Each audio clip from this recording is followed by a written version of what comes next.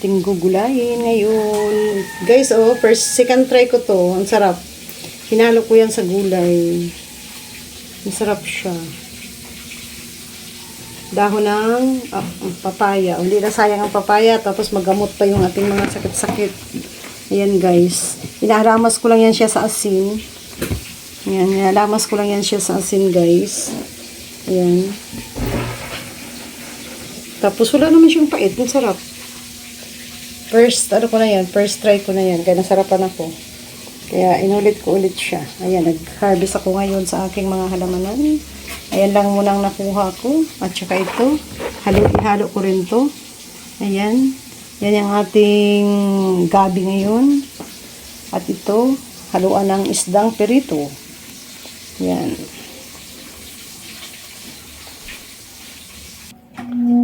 Ayan ang ating peritong isda. Ayan. At kukunin natin tong ulo. Ayan. Ang ulo ay ating isabaw din eh. Ayan. Ganyan lang siya guys. Tapos, uunahin natin tong gabi.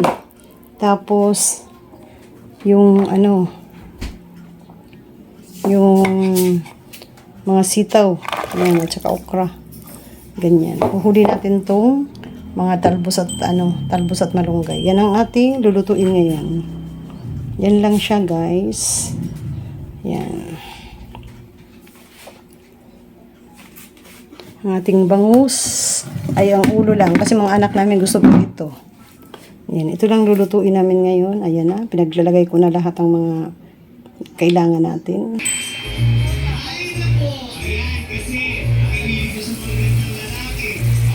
Yan, pakuluan na natin ng mabuti guys kasi matigas yung sitaw ng iba dyan.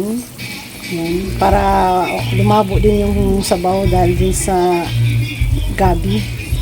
Ayan, ganyan lang siya kasimple. Tapos, ang naisip ko, para may sabaw pala, binago ko, imbis dito ikot sana na may bagoong.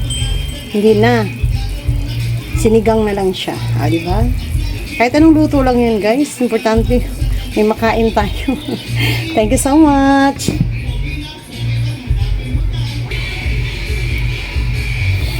Ayan guys, pwede na natin ilagay ang ating sinigang. Ayan. Lagay na natin ang ating sinigang.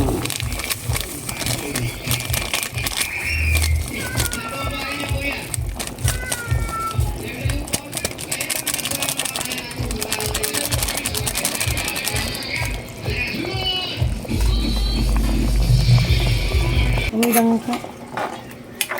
Ayan na guys ang ating sinigang na mga gulay-gulay with isang urong bangus.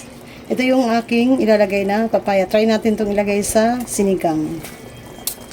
Yung blaklak ng papaya. Yan. Tikman natin kung tama na ang timpla. O diba may instant na tayo sinigang. Sarap. Sabay natin ito naman.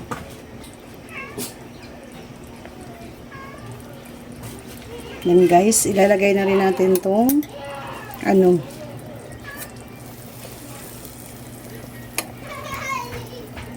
mga dahon-dahon tulad ng talbos ng kamuti, malunggay, pinagsasama at bulaklak na isang piraso sa kalabasa. Yan, diba? Nakalibre tayong gulay, galing lang sa garden. Ang binili lang natin ay bangus. Yan. Meron na tayong sinigang. Tapos peritong isda. Ayun, okay na. Sa akin naman yung, guys, ulo. Gusto ko yung ganyan eh. Mga bata gusto perito lang talaga. Pag bangus, gusto nila perito. Kahit naman ang isda, gusto nila piniperito pa. Mapaksiw ka, pipirituhin pa talaga nila. Ayan, diba? Ang daming gulay. Sinigang sa gulay ko to guys eh. Sinigang sa gulay lang talaga to guys, halos. Kasi dapat gulay lang talaga to na may bagoong. Naisip ko, sabaw na lang na sinigang. Para magustuhan ng mga bata. Kasi baka magsawa naman laging may bagoong. Sarap ng sabaw. Sarap. Tama lang. Di, ano mga bi, kung tabang sa'yo sa akin, tama lang. O, diba? Puno ng gulay ang ating sinigang na isang pirasong bangus. Tama lang. Tama lang, di ba? O, then, tapos na yan, guys. Ganyan na yan. Thank you. Thank you so much sa lahat ng panonood sa aking munting luto-luto. Simpleng luto lang sa aming tahanan. Nakukuha ko lang yung mga gulay-gulay ko sa paligid ko, sa aking garden, sa aking paligid sa bahay. Ayan, takpan natin ng konti at luto na yan, guys. O, diba? Masarap. Bye, guys. Thank you so much. Thank you sa panonood. Sana magustuhan niyo yung aking simpleng luto. O, diba, sinigang? Hindi puro bagoong ang hihalo. O, sigang, try ako magsigang ng ganyan. Puro gulay-gulay ng halo-halong gulay lang yan, guys. Ayan. Yung papayang bulaklak, kasi ang dami ko ngayong bulaklak na papaya sa lalaki, yung lalaking papaya. Nakita ko yan naluluto. Nag-try ako niyan, may bagoong. Gilisa ko siya, ang sarap. Ngayon naman, try ko siya sa sinigang. Perfect pa din. Wala namang problema. Ayan. O, diba? Healthy pa. Thank you, guys. Takpan na natin. At tayo kakain na. Takpan natin kunti kasi ano yan. Pag nilagyan kasi natin ng pampaasim, ano yan, aapaw. Yan.